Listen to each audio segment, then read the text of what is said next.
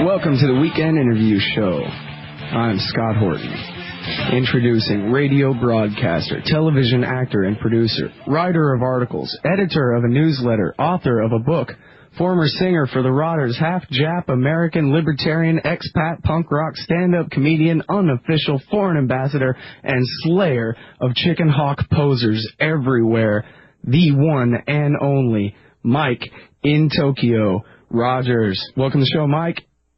Hey, good afternoon. It's great to have you here. America. Hey, everybody. Mike writes for LouRockwell.com, and his new book is Schizophrenic in Japan, An American Expat's Guide to Japanese and American Society, Politics, and Humor. So tell me, Mike, do you know karate? No. But one of my wife's best friends, husbands, he's a big shot at IBM over here. And the guy don't look like he weighs 70 pounds, but he's a black belt in karate. So I try to take him drinking with me as much as possible as some sort of a bodyguard, and I've asked him to teach me. But the problem is you have to meditate to do these things. And it's not too easy to meditate when you're kind of drunk. Yeah, too busy cracking jokes to... Yeah. That's cool. So tell me, man, this book, Schizophrenic in Japan, it's a great book. How are the sales going so far? Are you making $1 million? Actually, the sales are going really good. I hit number 6 on the Lou Rockwell chart. All right. That just came out yesterday, and I made a distribution deal here in Japan for all of the major bookstores that carry English books, and there's a heck of a lot of those. I did that. There's going to be I believe it's about 1/8 of a page write-up in the New York Times on the 24th. Oh, great. This month, and a 1/4 page ad in the LA Weekly on the 28th of this month. And I'm going to have a sign party. You know, one of these things. Did you ever see that movie Spinal Tap? Yeah, of course. Yeah. Yeah. Well, I'm going to have my own sign at we call it sign kai in Japanese, but the book signing at the biggest record store in the world, in the entire world, Shibuya Tower Records, on the 7th floor on August 13th. And hopefully I won't be blowing my nose with too much tissue, but try to get a few people to show up to that. But it's also a good, exciting thing for them because it'll be the first time they've ever had a book signing there. At the biggest record store in the world. Yeah, well, they've had, you know, they have a book section, but, you know, they've had lots of famous rock musicians come there and, you know, sing and sign records for kids, and that shows how old I am. Sign CD jackets for kids and do that stuff, but they've never had a book signing before, so... Well, here's your Scott Horton review of Schizophrenic in Japan. You will laugh out loud, I promise. It's absolutely hilarious. And in fact, thanks, Scott. If you go to my website, weekendinterviewshow.com, you can click on Mike and Tokyo Rogers' name right there at the top of the page, and it'll take you to Amazon.com. It's called Schizophrenic in Japan, An American Expat's Guide to Japanese and American Society, Politics, and Humor.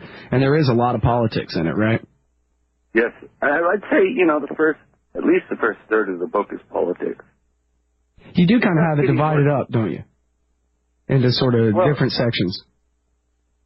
Yeah, well, actually, Gary North, the writer for Lou Rockwell, he's the one who told me that I should separate these things, because I had them all thrown in there haphazard. Right.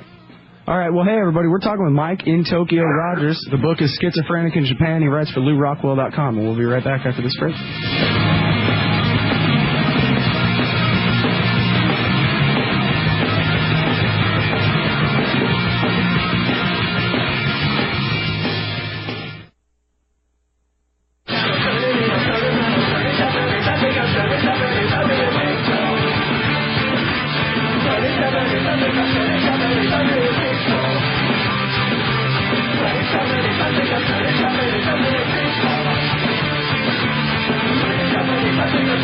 right, my friends, welcome back to the Weekend Interview Show. I'm Scott Horton. I'm talking with my pal Mike in Tokyo Rogers. He writes for Lou Rockwell. I can name that tune. Oh, what? That's the Vapors. The Vapors from 1978, I think. Well, actually, I don't like the Vapors version, so I went and illegally downloaded. I hope I'm not going to get in deep trouble. God. I went and got on the Winamp. That's the NoFX cover of... NoFX cover. Those guys are great. Yeah, I like NoFX. They're pretty good. Yeah. So, hey, man, you don't sound like a Japanese guy. You sound like an American. What's with that? Well, no, actually, I was born in the United States, you see. And my father fought in the Korean War.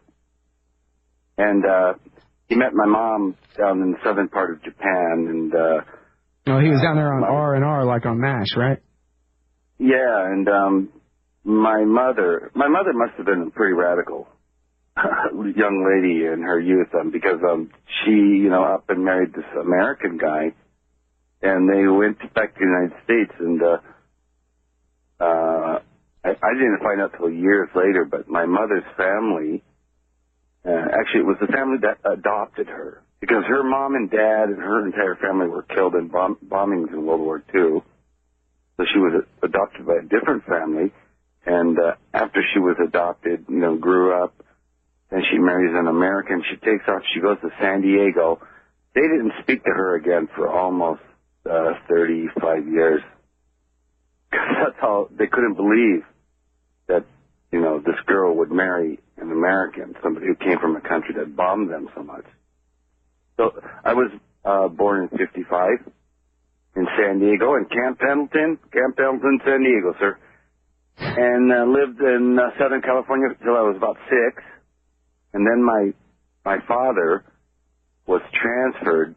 Get this, my father's a Marine, right? Yeah. And he gets transferred. We went, a few places like Memphis, Georgia, places like that. But then we wound up at the Naval Air Station. Think about this. The Naval Air Station in Minneapolis, Minnesota. Now, Scott, are you serious? Why is there a naval air station in Minneapolis, Minnesota? It never really dawned on me when I was a little kid. The answer is simple. Democracy, that's how. So my dad, at that time, he was training young guys to go to, he was a gunnery sergeant, and he was training young guys to go to Vietnam. And one day, he used to be furious about that all the time. One day he came home and he was so stinking drunk. I think I must have been, 7, 8, 9. And he could barely walk into the house. He walked into the house and he collapsed in the bathroom and threw up. Me being a little kid, I didn't know what was going on. I said to my mom, is Daddy dead? And she was just had his head on her knee, and was brushing his head. And he was crying and... he said, "No, he's fine." And I found out later that what would happen. The Marines aren't that big of a force, so they would pin up on some board, who got killed in Vietnam, and my father would see the names of 17-year-old guy he trained, and, probably thought highly of, who went over to Vietnam and got shot up for no reason. Yeah. And he didn't like it. So now, he used to say, couldn't understand Vietnam. Why are we in Vietnam? The Marines are supposed to go into someplace, kill everybody, and leave. So that he's totally against this nonsense that's going on in Iraq and Afghanistan. He just doesn't like that at all. Anyways, after that, after living in Minnesota for 6 years, we moved back to California. And I went, and this just shows you how the education system is so screwed up. In Minnesota, I was a C student. And we moved back to California. In L.A., you're making straight A's, right? Yeah, in 9th grade, we moved back to Los Angeles, and I'm one of the top students in school. And I don't know how that happened. They put the government in charge of the curriculum. Well, it's simple enough. Yeah, I was one of the geeks in high school that used to run around at lunch. Have you seen them? You run around at lunchtime, and they never use their lockers. They always carry their books. Oh, you were that guy, huh? Yeah, and they never talked to girls, and we would argue at lunchtime about the Battle of Stalingrad or something like that, or whether the German T-34 tank was better than the German Tiger tank. Oh, no, you must be joking me. A T-34 has a 75-millimeter gun, that can reload, and that's the kind of thing we would discuss, so we were thought of as dorks. Well, that's how the saying goes, right? The dorkiest kids in high school end up being the coolest later on. Is that how it goes? I guess so. It's probably why I'm such a dork now. I was so cool. I laugh in their face now. I feel like Mr. Smithers. Okay, anyway, so, hey, you want me to tell you what's going on here now? Well, no, actually, I want to know about the Rotters, and I want to know about when and why and how you moved to Japan to live and stay there. The Rotters, oh my God. Tell me what's going on later. Please. All right, look. I used to be a hippie, okay? So, like in 76 or so, I had really long hair that was down past my shoulders. And just like everybody else in Southern California. And the only thing that was on the radio in Southern California was the Eagles, Electric Light Orchestra. Aerosmith was really crap. I mean, even crappier than they are now, which is hard to believe. But they were really crap, and they were doing Beatles covers. They were covering, like, Come Together and stuff like that. So you decided you had to do something about it. Well, yeah, rock had totally gone away. Disco had taken over. And one day I come home from school, and I'm not saying that I was high. I deny that completely. Come home from school, and I turn on the TV, and they're talking about this new British, this disgusting new thing that's happening in Britain called the punk rock music, And I'm not saying I deny it completely, that I did not take a hit, or several at that time. I denied it completely. And I watched that on TV, and they showed the Sex Pistols and the Damned and groups like that, and I thought, oh, wow, this is pretty cool. So I go down to my local record store, and I said to the guy, hey, you got any of this punk rock music? And the guy was like, what?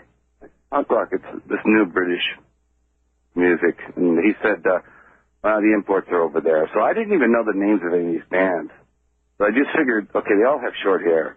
So I'll just look for records, guys with short hair who don't look like, Bobby V or Bobby whatever the hell the guys' names were in the 50s, Right. Or Pat Boone. And so I found a few, took them home, and I was hooked. I took the scissors out, and I just started chomping off my hair. And became Nigel Nitro. Yeah, and see, Nigel Nitro is a double entendre. You see, in English it's nitro, but in Japanese it's nitro. And nitro means insane. Ah. In Japanese, so very good. My Marine. And Nigel, of course, being a limey name, right? Right. I used to sing in a fake British accent. Excuse me. So my dad comes home from work one day, and my older brother, who's even more of a hippie,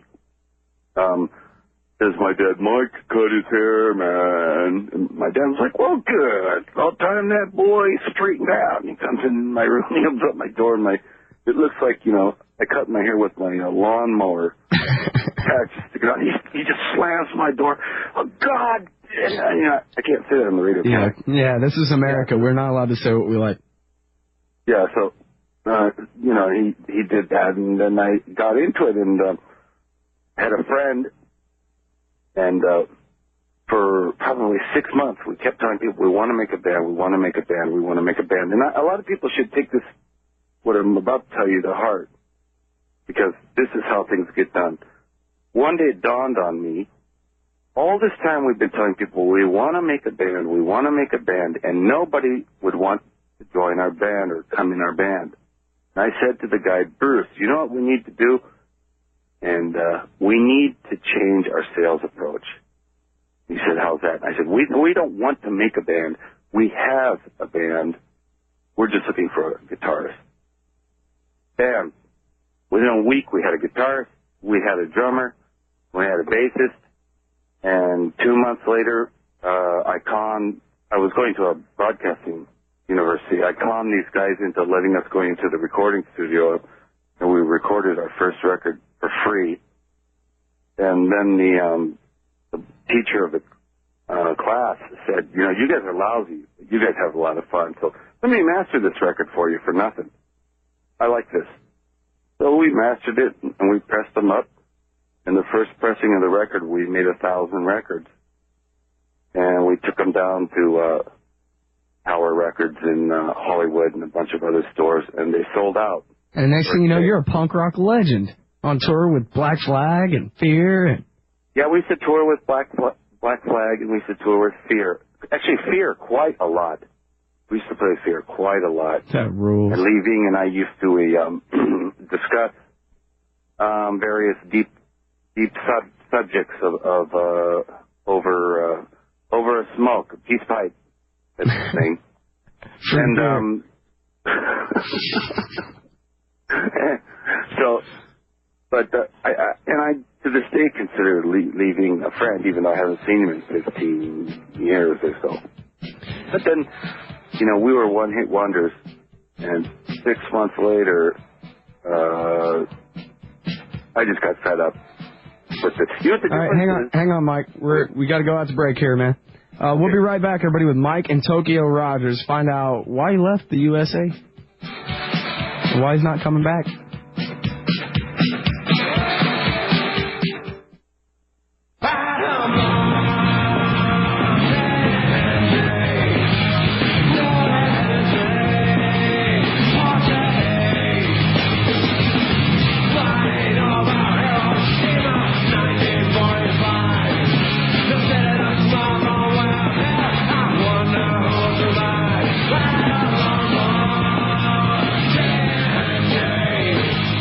Everybody, welcome back to the Weekend Interview Show. I'm your host, Scott Horton.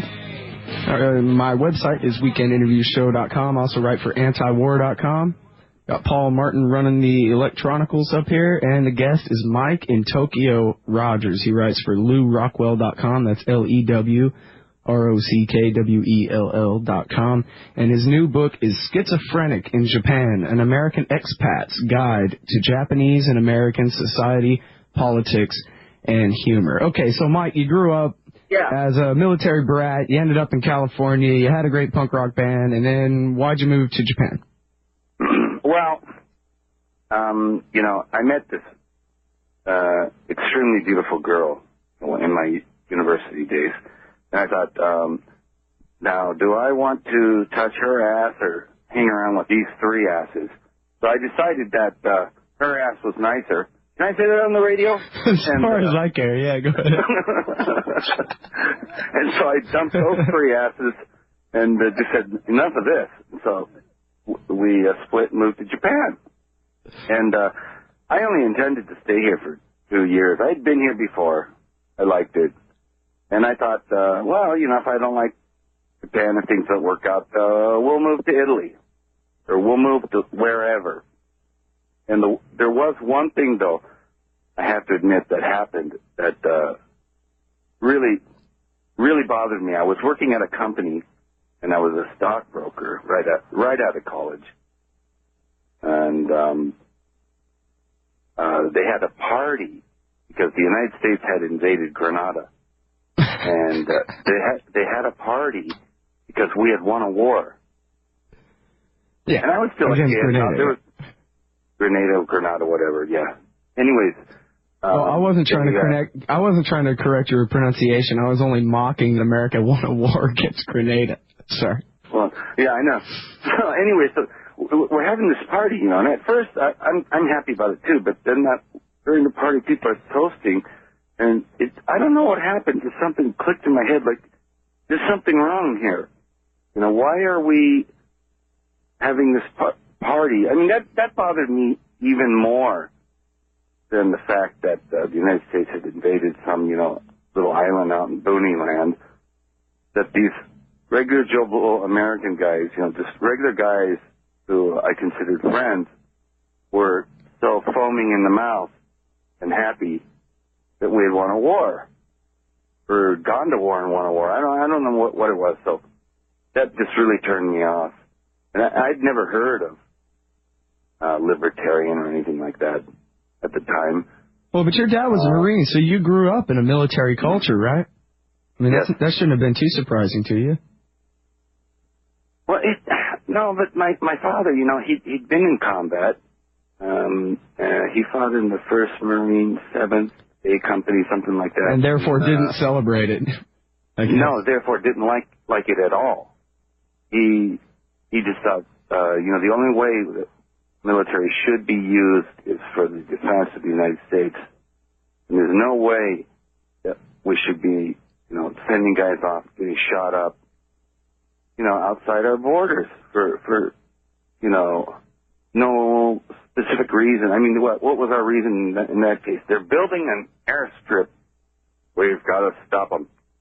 So then I moved here, and within a month of being here, I got myself a job on a TV show. Oh, really?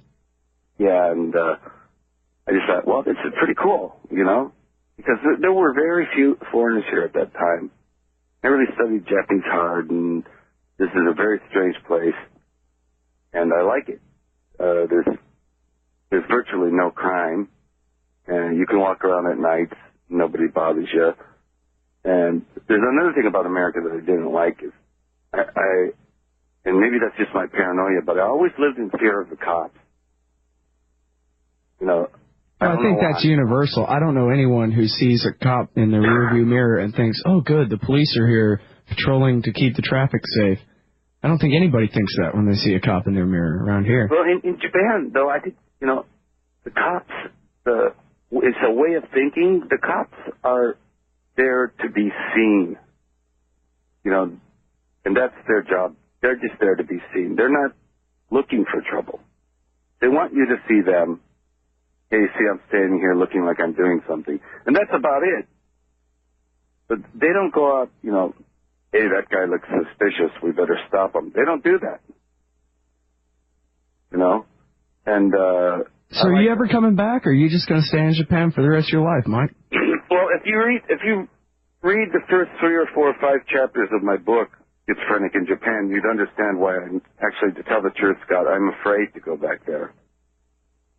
I have been threatened many times, and 4 people have told me that, 4 people who would know this, that I am, quote, on a list, unquote. And on a list for what? What did I do? I didn't do anything wrong. I just, complained about the way the United States is going now. Yeah, but you complain on a page where everybody can find it. And you're funny and engaging, too, which is a real pain for getting people to pay attention. Well, here, we got to take a short break, Mike. We'll be right back. Okay. Talk about the wars. All right, everybody, it's the Weekend Interview Show. We're talking with Mike and Tokyo Rogers. We'll be right back. The town, son, leave your guns at home, Bill. Don't take your guns to town.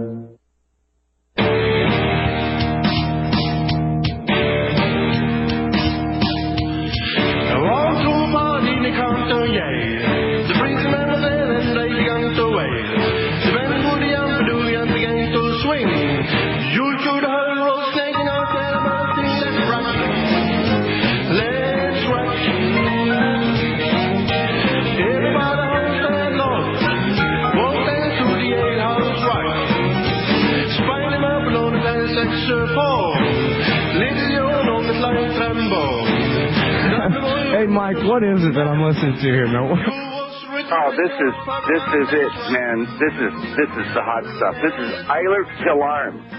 Okay? So if Elvis had been born in Sweden, he still wouldn't sound like Elvis or Eilert Alarm because they only share initials and a common repertoire, but the comparison ends there, Scott. Around 93, Eilert cloaked himself in the sequined robes of the king and began a career as Sweden's foremost and least convincing Elvis impersonator. Does he look like Elvis? No, not in the least. Does he sound like Elvis? No way. Can he move like Elvis? Forget it. But Pilarm adores Presley and enjoys performing his work. Man. So how did you meet this guy? You know this guy? Oh yeah, I've met him. Okay, we just had, I was telling you about how I like Japan. This is a weird place. We just had, and are you ready for it? Okay, imagine, if you will, the world's largest Elvis Presley convention. The largest Elvis Presley convention in the world, held here in Tokyo, here just about a month and a half ago. Scott, 5,000, can you count them? 5,000 Elvis impersonators, all in one place at the Tokyo International Forum. It was a sight to behold. And they have a contest where, the best Elvis guy wins. It was a bunch of money, $100,000 or $200,000 like that. And then they have the most original Elvis impersonator, and Eilert Pilarm wins every year. Oh, really? That's good. He can't speak a word of English. So now you're there just for fun, or you're there covering the Elvis impersonator convention in some sort of journalistic capacity? Well, yes, both, yes. Because, how can you cover something like that and not be drunk? You know what I'm saying? It's like, hey, we got to drink a bunch of beers before we go in here, guys. So, did you know, though, Scott, that even in the United States, okay, and this just shows you that we've got clowns running the government, that in the United States that there is an Elvis union. An Elvis union? I kid you not. I swear to God. I know what I'm talking about here. There's an Elvis union. For example, if you are to work in Atlantic City or Las Vegas or whatever, you have to be certified by the Elvis union, the, group of Elvis impersonators of America. You have to be certified by them to be able to call yourself an Elvis impersonator. And if you go to Las Vegas, you can go to one of these Elvis impersonation wedding temples, cathedrals, whatever you call them, and they'll have the certificate of your Elvis impersonator there. I wonder what's the punishment if you impersonate Elvis without a license. I don't know. They might put you in the trunk of a car. I really don't know. But when you think about this is just like the U.S. government. Okay, think about it. How could a group of frauds and fakes take the responsibility for handing out licenses for you to be a fraud and a fake? Huh? Either they're perfectly qualified or they cancel each other out. I'm not sure which, actually. Yeah, so they just had that here, Eilert Pilarm, and I really do think you should play that on your show constantly, Scott, because after a while it starts sounding right. I'm serious. It starts sounding correct. Especially if you have a late-night show where people are partaking in different things. Go ahead, keep play it smart. Let's okay. I'm rocking.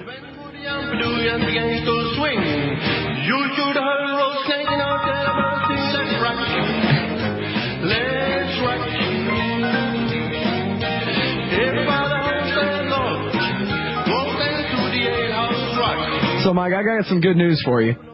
What's that? Karl Rove's going to go to jail, dude.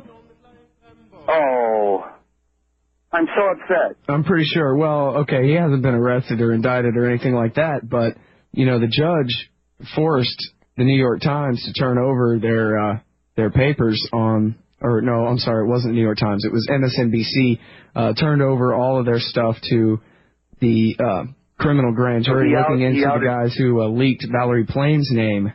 And on I think it was last night, there's a story on antiwar.com today in editor and publisher, but last night one of these guys from MSNBC was on the McLaughlin group and said that it is in the documents that have now been turned over to the prosecutors that it was Karl Rove who leaked Valerie Plane's name. And, of course, that's a felony to leak the name of a secret agent. And they did it as revenge for her husband spilling the beans that they lied about Iraq trying to buy uranium from Niger. May I say this now that I have the attention of all of the United States, and in my book I write about this, and this is why I am afraid to go back to the United States. But George Bush did not mislead you on the Iraq war. He deliberately lied to you. They knew there were no weapons. This plan to invade Iraq was made a long time ago. Karl Rove is a criminal. George Bush is a criminal. Rumsfeld, Cheney, they should all be impeached, and after that they should go to war crimes trials. If found guilty, they should be put in prison for life. And the only reason why I say prison for life is because personally, and I could be wrong, but personally I am against the death penalty. That's it. Yeah, well, I don't think a collective has any more right to kill somebody than an individual does, but... Yeah. You know... So, okay, let's go to... Can we talk about... I got some big news that's going on. I can tell you just about what's going on in Japan. Okay, well, hold on to that one more second, because speaking of big news, and everybody should know this, Mike in Tokyo Rogers does the Real Deal newsletter, and if you go to his Lou Rockwell archives and send him an email, he'll add you to his list. And especially for those of you at work who aren't allowed to go surfing around the news, you are still allowed to get your email, right? So you can email Mike Rogers and ask to sign up for the Real Deal. Okay, now hit me with the news, Mike. Okay, so Japan, I told you, nothing ever happens at this place. So here's the big news today, and I just printed this out this morning. A man recited pi to 83,000 digits. 59-year-old man from Chiba recited pi, or the ratio of the circumference of the circle to its diameter, to 83,431, thereby smashing the Guinness Book of World Records. My goodness. In Nagasaki, Scott, you'll like this one, the stone walk leaves Nagasaki. Now, this isn't a stone walk like what you and I would think of a stone walk. You know, in America, a stone walk might take, 20 minutes to walk like a couple of blocks, man. You know what I'm saying? But these guys, this is very Japanese. These guys are carrying a 1,600-pound rock. A rock the size of a car. They're going to carry it from Nagasaki to Hiroshima. And they do stuff like that. This is a symbolic thing or what? Yeah, they're very much into symbolism and imagery and stuff, if I saw these guys walking down the street with this big ass rock, I would just think, I need a beer. But that's what they were doing. And, and then we also had an earthquake. I don't know why they report this stuff, because we have earthquakes every day. Also, the police are going to conduct drills here, Scott. It says the police are going to plan a series of drills this fall to counter guerrilla attacks. What? And you mean like actual guerrillas? Well, I don't know. Something to do, It's tax money. But here's the big one that I like, and I want to read this for you, Scott. What's her name? Condoleezza Rice. Mm-hmm. She may visit Japan this month. Oh, so as to convince you to go ahead and start producing nuclear weapons and militarize again and that kind of thing? I edited the first sentence, but let me read this to you. Rice may visit Japan in mid-July. Your tax dollars at work. The Japanese and U.S. governments are considering having U.S. Secretary of State Condoleezza Rice visit Japan in mid-July to discuss dealing with various issues, including the resumption of Six-Nation talks on North Korea's nuclear programs, informed sources said Thursday. If the visit is realized, Rice will meet with Japanese Foreign Minister Machimura and agree that Japan and the United States will work together for an early resumption of the Six-Nation talks in view of an apparent intention by Pyongyang to restart the talks, possibly in July, depending on Washington's stance, the sources said. So they're going to meet to discuss, if they're going to meet, to discuss about meeting and what they're going to meet about. Well, and of course, the U.S. has insisted that it has to be six-party talks. America will not just meet with the Koreans. We insist that Japan and China and Russia and South Korea have to be there, too. Yeah, so we have to meet to discuss if we're going to meet and discuss what we're going to meet about and discuss that. So we better have a few meetings and discussions about whether we're going to meet and discuss. But say, how about that $600 plate sushi restaurant tonight after the meeting, huh? And then this is another very Japanese one. The health minister of Japan, Hisa Otsuji, cautioned the parliamentary secretary for health, labor, and welfare, Masahiro Morioka, for remarks he made criticizing the Tokyo War Crimes Tribunal. This Morioka guy said the War Crimes Tribunal was a scam, a farce. This is how he was given his comeuppance. I'll try to translate this in English. Remarks made in your capacity as a politician and as a parliamentary secretary are different. Please be mindful of what you say. Oh, I don't get it. This is like the big news story of the day, is your point, or what? Yeah, well, this is how Japanese talk. You know, instead of the guy saying, you know, like, you know, you have Cheney giving people the finger and people yelling, but Japanese would say, you know, please be mindful of what you say. Yeah. And everybody's... but the big news, can I give you one more big news? This is the big news you want to know. The $100 forget-me-not panties from Tokyo's Panchira Corporation feature a built-in GPS module and a temperature sensor designed to help morons remotely track the whereabouts and state of arousal of their important others. You know, this is true. I'm not making this up. I'll send you the homepage address. That's a pretty space-age chastity belt right there. Yeah, it is. So this guy named Tim, who suspected that his no-good wife was having an affair, bought these things. And Tim is quoted as saying here, "Forget-me-not panties saved me from a bad marriage. We are getting a divorce, and I have the records from my divorce lawyer, yes, proving what a fraud she was." So that everyone needs those. It's the panties with the GPS.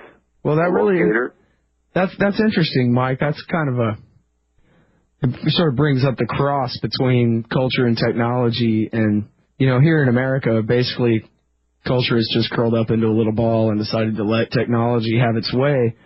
But in Japan, you guys, first of all, you're at the forefront of the technological revolution, but it's also a very old culture, too. So I wonder how those things work together. Does the culture just absorb the new technology? Is it resisted at all?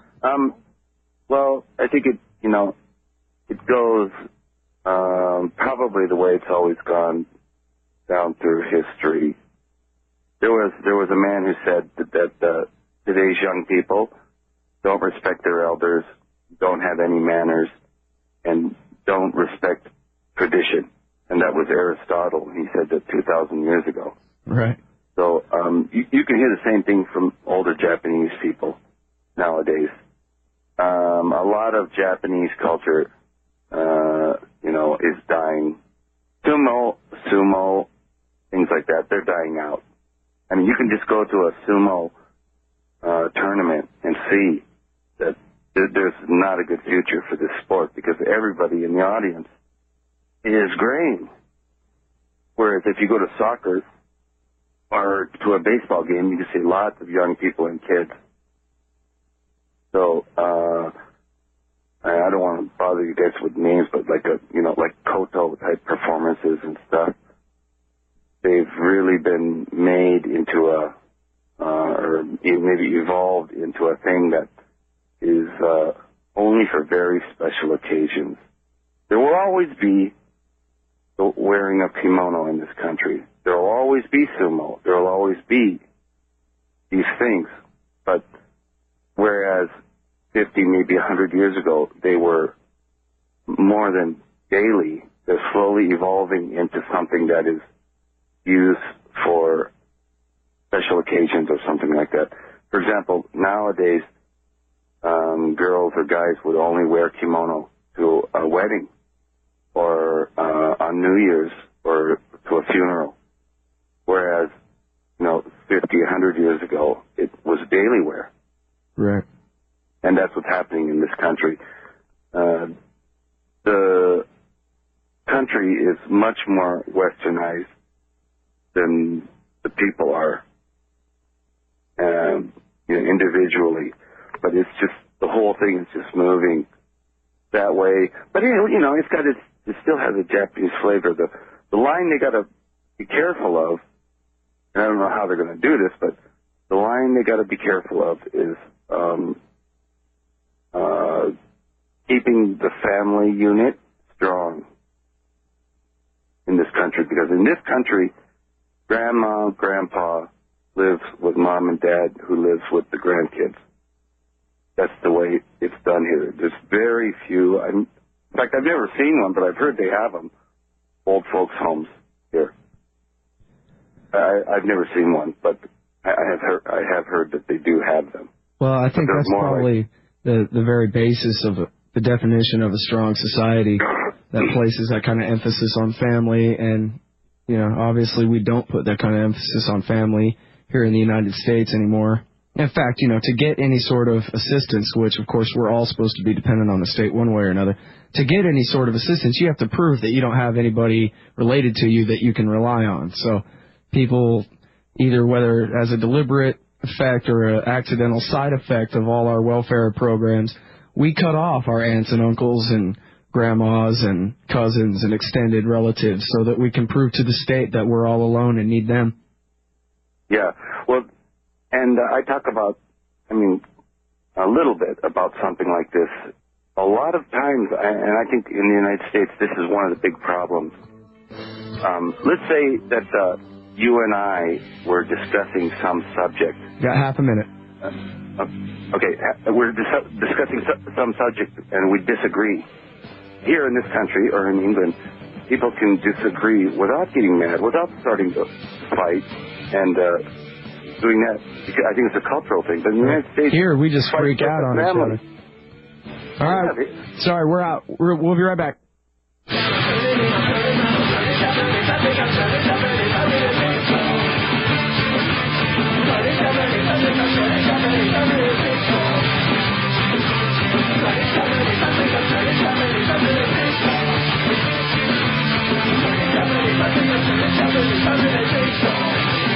All right, my friends, welcome back to the Weekend Interview Show. I'm Scott Horton, and joining me from tomorrow morning is Mike in Tokyo Rogers.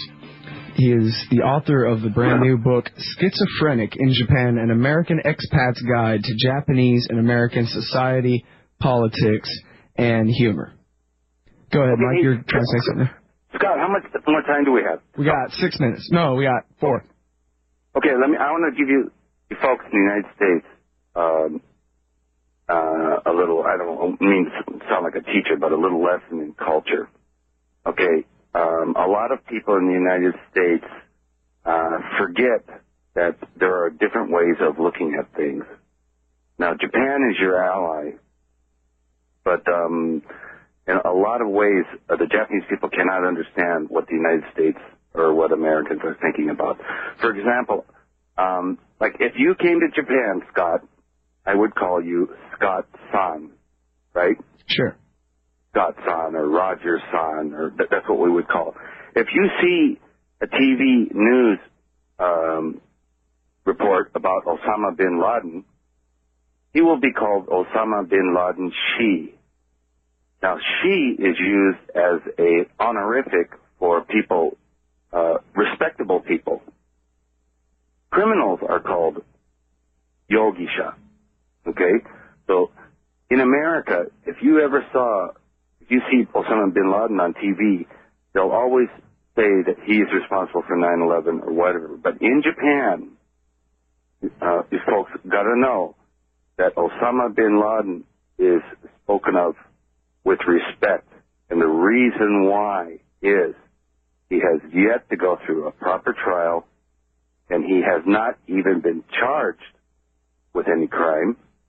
Colin Powell said he would deliver evidence that Al-Qaeda and Osama bin Laden were responsible for 9/11 within 72 hours, but that's never happened. As far as Japanese media, Japanese government, or Japanese people are concerned, this is a man who is innocent until proven guilty. Well, he has taken credit for bombing embassies in Africa and the coal. Yeah. Well, about that. But still, he hasn't been, charged formally in a court of law. So what do they call Bush when they refer to him? Does he get the honorific? Yeah, Bush gets the honorific too. Oh, I thought you were going to say they refer to him with the criminal name thing. No. Japanese don't do that. Especially military commanders. In Japan, even from thousands of years ago, when the samurai would fight, they would meet and they would bow to each other before fighting. And you can often see this in karate or whatever. It's just part of the custom. You bow to your enemy because your enemy is considered worthy of fighting you. Because in Japan, you wouldn't fight or kill a kid. I mean, you know, I don't want to start people start saying, what? Well, the Japanese killed a bunch of people in China. Yes, that did happen. But generally speaking, for what is called the Bushido Code, the code of the warrior, you do not kill your enemy's children, or you don't fight with anyone who is below your honor or dignity. Mike, do you worry that the Japanese government is going to go along with American plans to militarize that country once again? No. Not much chance of that. Not really, no. I don't. I wish I had more time for this, Mike. I'm real sorry. Okay, well, I'm going to get my computer set up right, and then we're going to be able to do this next time with whatever. Yeah. Type. Yeah, we'll be all set up. Hey, everybody, Okay. Seriously, check out the book. It's called Schizophrenic in Japan, An American Expat's Guide to Japanese and American Society, Politics, and Humor. You will laugh out loud, I promise. Mike in Tokyo, he rules. He writes for LouRockwell.com. Thanks again, Mike. Can I say one last thing? Yeah, sure, quick. China, konnichiwa, Eddie desu. Okay, my daughter. I was listening to. All right, later, man. We'll be right back, y'all.